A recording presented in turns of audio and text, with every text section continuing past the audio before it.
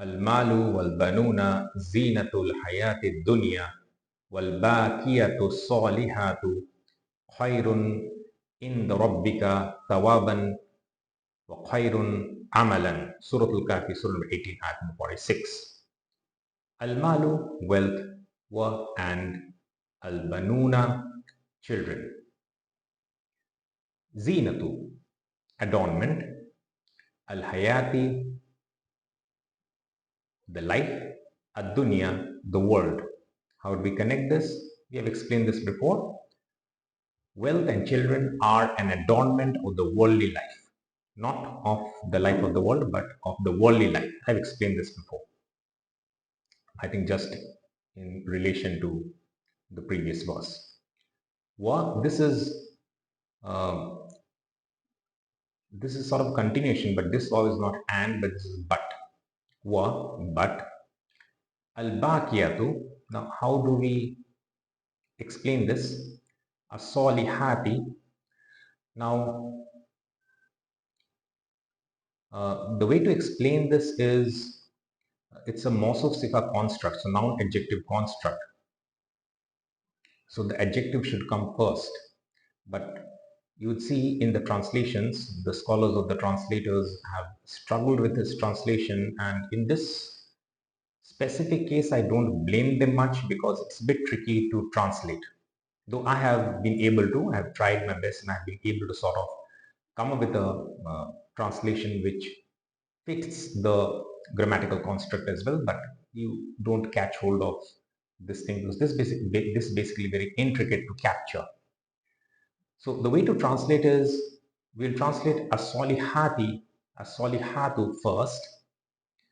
As-Salihatu, you know, as-Salihat is basically good deeds, righteous deeds. And whenever there exists two forms, both of which can indicate plural, then Salihatun, Salihatun and Salihatun, then Salihatun would indicate the greater plural, and Salihatun, the word which exists over here, it indicates a restricted plurality. So we have translated the some good deeds. It's not proper English, but there is no other way to capture this because there is a nuance difference and there are different types of plurals in the Arabic language. So it's good deeds, all right, that's plural, all right, the good deeds, but it's limited, not the unlimited or the unrestricted version. That's not used. Now, al-baqiyatu, which is the adjective, how do we then try to fit in whatever remains? So that endure. That's how I have captured this.